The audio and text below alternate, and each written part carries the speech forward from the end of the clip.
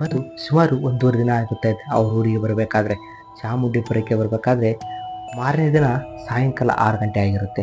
6 ಗಂಟೆ ಆದ ಕೂಡಲೇ ಆ ಚಾಮುಂಡಿಪುರಿ ಬಸ್ ಸ್ಟ್ಯಾಂಡಲ್ಲಿ ಇಳ್ಕೋಬೇಕಾಗಿರುತ್ತೆ.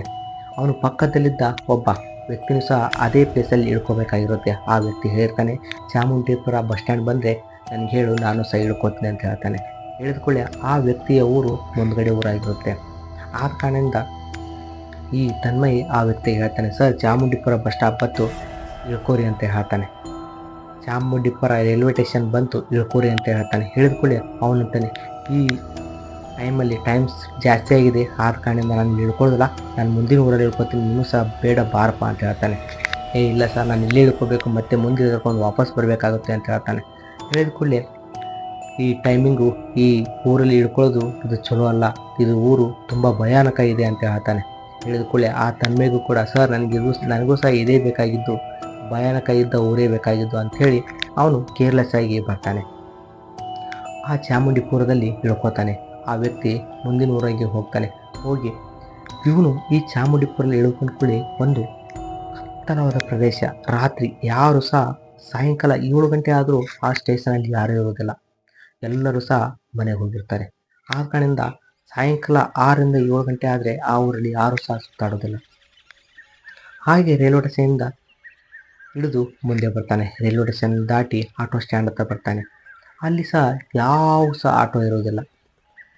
ಇನ್ನೇನಪ್ಪ ಮನೆಗೆ ಹೋಗೋದು ಹೇಗೆ ಅಂತೇಳಿ ಹಾಗೆ ನಡ್ಕೊಂಡು ಹೋಗ್ತಾ ಇರ್ತಾನೆ. ಹೋಗ್ತಿರ್ಬೇಕಾದ್ರೆ ಅಲ್ಲಿ ಒಂದು ಸುಂದರವಾದ ಮಹಿಳೆ ಬೈಕ್ ತಗೊಂಡು ಹೋಗ್ತಾ ಇರ್ತಾಳೆ. ಬೈಕ್ ಅಂದರೆ ಸ್ಕೂಟಿ ಓಡಿಸ್ಕೊಂಡು ಹೋಗ್ತಾ ಇರ್ತಾಳೆ. ಇವನು ಆ ಮಹಿಳೆಗೆ ಡ್ರಾಪ್ ಕೇಳ್ತಾನೆ, ಸ್ವಲ್ಪ ನಾನು ಅಲ್ಲಿವರೆಗೂ ಬಿಡ್ತೀರಾ ಅಂತ ಹೇಳ್ತಾನೆ. ಹೇಳಿದ ಕೂಡಲೇ ಸರಿ ಕೂತ್ಕೊಳ್ಳಿ ಅಂತ ಹೇಳ್ತಾಳೆ. ಹೇಳಿದ ಕೂಡಲೇ ಈ ತನ್ಮಯನವನು ಕೇಳ್ತಾನೆ, ಏನ್ರಿ ಈ ಊರಲ್ಲಿ 6 ಗಂಟೆ ನಂತರ ಯಾರೂ ಸಹ ಜನ ಇರೋದಿಲ್ಲ, ಯಾಕೆ? ಅದರಲ್ಲಿ ನೀವು ಒಬ್ಬರೇ ಹೋಗ್ತಾ ಇದ್ದೀರಾ, ನೋಡಲಿಕ್ಕೆ ಬರೀ ಸುಂದರವಾಗಿದ್ದೀರಾ ಅಂತ ಹೇಳ್ತಾನೆ. ಹೇಳಿದ ಕೂಡಲೇ ಅವಳನ್ನು ಮಾತಾಡ್ತಾನೆ, ಹಾಗೆ ನಗಾಡ್ತಾ ಇರ್ತಾನೆ. ಅವಳು ಹೇಳ್ತಾಳೆ, ಈ ಊರಿನ ವಿಷಯ ನಿಮಗೆ ಗೊತ್ತಿಲ್ಲ, ಅದಕ್ಕಾಗಿ ನೀವು ಹೀಗೆ ಮಾತಾಡ್ತಾ ಇದ್ದೀರಾ, ಏನ್ರಿ ಹೇಳಿ ನಮಗೆ ಇಟ್ಟು, ಈ ರೀತಿ ವಿಷಯ ಇದ್ದರೆ ನಮಗೆ ತುಂಬ ಇಷ್ಟ ಅಂತ ಹೇಳ್ತಾನೆ. ಹೇಳಿದ ಕೂಡಲೇ ಸರಿ ಕೇಳಿ ಹೇಳ್ತೀನಿ ಅಂತ ಅವಳು ಹೇಳ್ತಾಳೆ, ನಗಾಡ್ತಾ ಹೇಳ್ತಾಳೆ. ಆ ಸ್ಟೋರಿ ಕೇಳಿ ಮತ್ತೆ ನೀವು ಭಯ ಬೀಳಬಾರ್ದು ಅಂತ ಹೇಳ್ತಾಳೆ. ಹೇಳಿದ ಕೂಡಲೇ ಇಲ್ಲ ಹೇಳಿ ಮೇಡಮ್, ಅದೇನಾಗಲ್ಲ ಅಂತ ಹೇಳ್ತಾಳೆ. ಹೇಳಿದ ಕೂಡಲೇ ನೋಡಿ ತನ್ಮಯ್, ಈ ಊರಲ್ಲಿ ಅಂತ ಹೇಳಿಷ್ಟರಲ್ಲಿ ಮೇಡಮ್ ನಮ್ಮ ಹೆಸರು ನಿಮ್ಗೆ ಹೇಗೆ ಗೊತ್ತಾಯಿತು ಅಂತ ಅವನು ಕೇಳ್ತಾನೆ. ಕೇಳಿದ ಕೂಡಲೇ ಅವಳು ನಗಾಡ್ದೆ ಹೇಳ್ತಾಳೆ, ಏನ್ರಿ ಹೀಗೆ ಹೇಳ್ತಾ ಇದ್ರೆ, ದೊಡ್ಡದಾದ ID ಕಾರ್ಡು ಕಣ್ಣಿಗೆ ಕಾಣೋ ಥರ ನಿಮ್ಮ ಎದೆ ಮೇಲೆ ಹಾಕ್ಕೊಂಡಿದ್ದೀರಾ, ಇಷ್ಟು ಗೊತ್ತಾಗಲ್ವಾ ಅಂತ ಅವಳು ನಗಾಡ್ತಾ ಹೇಳ್ತಾಳೆ. ಹೇಳಿದ ಕೂಡಲೇ ಓ ನೀವು ತುಂಬ ಚಾಲು ಇದ್ದೀರಾ ಅಂಥೇಳಿ ಅವನು ನಗಾಡ್ತಾ ಕೇಳ್ತಾನೆ. ಅವಳು ಹೇಳ್ತಾಳೆ, ಈ ಊರಲ್ಲಿ ಒಬ್ಬಳು ರತ್ನಮಾಲಾ ಅಂತಿದ್ದಾಳೆ, ಆ ರತ್ನಮಾಲಾ ಆತ್ಮ ದೆವ್ವವಾಗಿ ಇದೇ ಊರಲ್ಲಿ ಸುತ್ತಾಡ್ತಾ ಇದ್ದಾಳಂತೆ.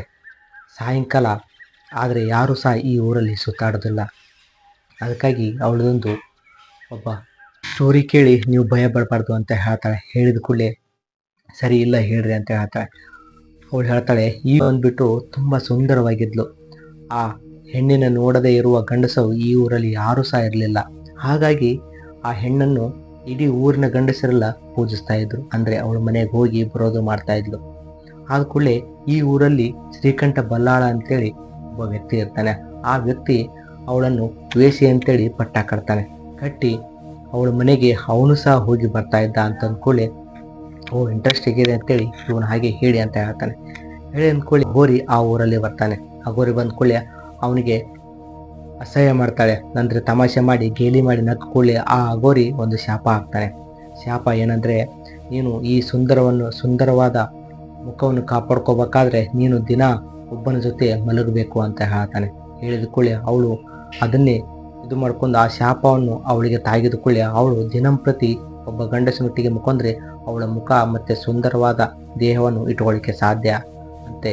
ಅವಳಿಗೆ ಶಾಪ ಆದ ಕೂಡಲೇ ಅವಳು ಅದೇ ರೀತಿಯಾಗಿ ಬೆಳೆಸ್ಕೊಂಡು ಹೋಗ್ತಾಳೆ. ಹಾಗೆ ದಿನಂಪ್ರತಿ ಬೆಳೆಸ್ಕೊಂಡು ಹೋದಂಗೆ ಆ ಊರಲ್ಲಿ ಯಾವುದೇ ಗಂಡಸರು ಸಹ ಅದೇ ಹೆಂಗಸಿನಿಂದ ಬೆನ್ನು ಹತ್ತಿದ ಕೂಡಲೇ ಆ ಊರಲ್ಲಿದ್ದ ಎಲ್ಲರಿಗೂ ಸಹ ಕೋಪ ಬರ್ತದೆ. ಕೋಪ ಬಂದ ಕೂಡಲೇ ಆ ಊರಿನ ಎಲ್ಲರೂ ಒಂದು ಶ್ರೀಕಂಠ ಬಲ್ಲನ ಹತ್ರ ಬಂದು ಮಾತಾಡಿ ಈ ವೇಷೆಯನ್ನು ಸಾಯಿಸಬೇಕು, ಇಲ್ಲ ಅಂದರೆ ನಮ್ಮ ಊರನ್ನೇ ಹಾಳು ಮಾಡ್ತಾಳೆ ಅಂತೇಳಿ ಮಾತಾಡ್ತಾರೆ. ಮಾತಾಡಿದ ಕೂಡಲೇ ಅವರು ಆ ಹೆಂಗಸನನ್ನು ಅದೇ ಊರಿನಾದ ಒಂದು ಆಲದ ಮರಕ್ಕೆ ಕಟ್ಟಿ ಬೆಂಕಿ ಹಚ್ಚೋದಕ್ಕೆ ಮುಂದಾಗ್ತಾರೆ. ಆದ ಕೂಡಲೇ ಅವಳು ಹೇಳ್ತಾಳೆ, ನಾನು ಸತ್ರು ಸಹ ಇದೇ ಊರಲ್ಲಿರ್ತೀನಿ.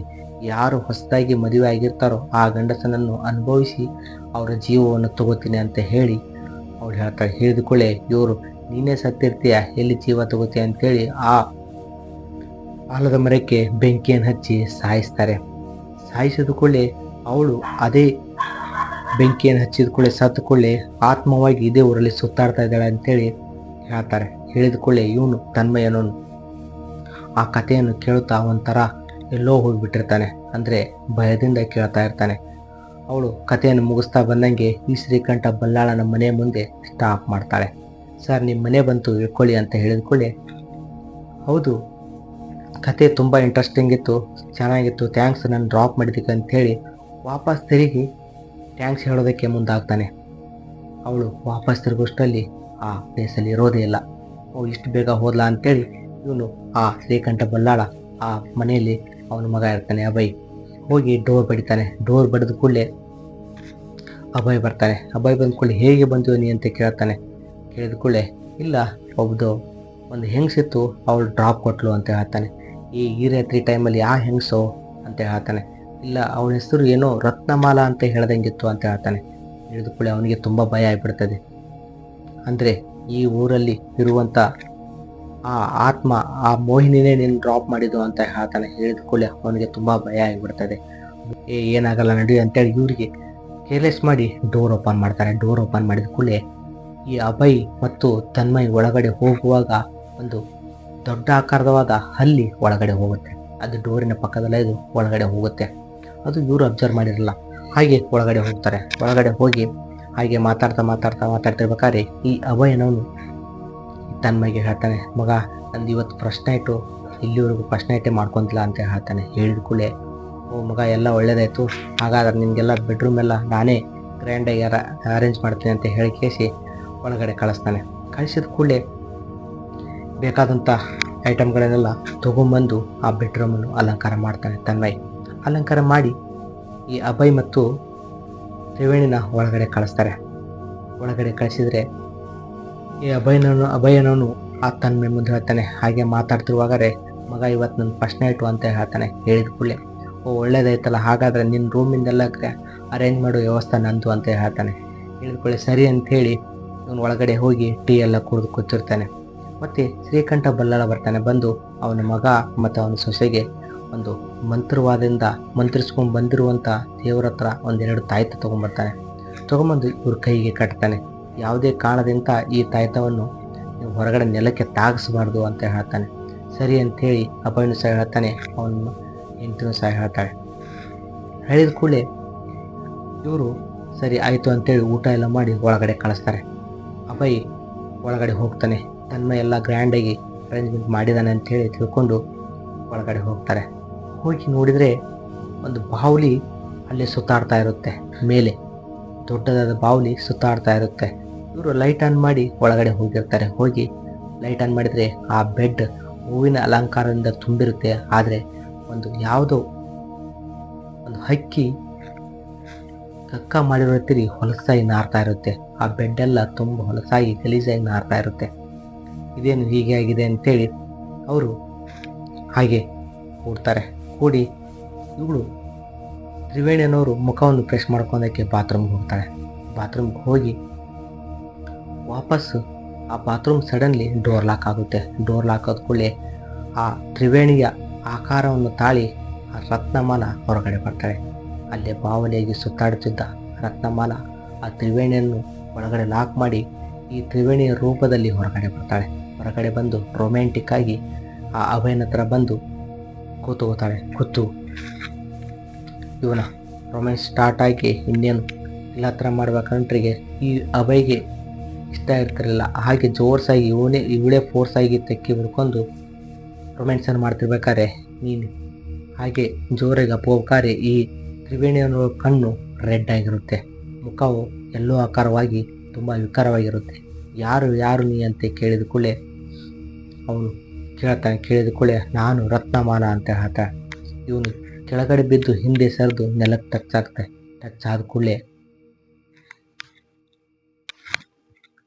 ಗಟ್ಟಿಯಾಗಿ ತಬ್ಕೊಂಡು ಇವಳ ರತ್ನಮಾಲ ಬಾಯಿಂದ ಅವನ ಇಷ್ಟು ರಕ್ತವನ್ನು ಹೀರ್ಕೊಂಡು ಸಾಯಿಸಿಬಿಡ್ತಾಳೆ. ಅಭಯನನ್ನು ಸಾಯಿಸಿದ ಕೂಡಲೇ ಜೋರಾಗಿ ಕೇಳಿಸ್ಕೊಂಡ ಕೂಡಲೇ ಇವಳು ಸಾಯಿಸಿ ಒಂದು ಬಾವಲಿ ಮುಖಾಂತರ ಹೊರಗಡೆ ಹೋಗಿಬಿಡ್ತಾಳೆ. ಹೋಗಿದ ಕೂಡಲೇ ಜೋರಾಗಿ ಕಿರ್ಚಿದ ಕೂಡಲೇ ಮತ್ತು ತ್ರಿವೇಣಿ ಅನ್ನೋಳು ಮತ್ತು ಶ್ರೀಕಂಠ ಬಲ್ಲಾಳ ಎಲ್ಲರೂ ಬರ್ತಾರೆ. ಬಂದು ನೋಡ್ತಾರೆ ಅಭಯ್ ಸತ್ತೋಗಿರ್ತಾರೆ.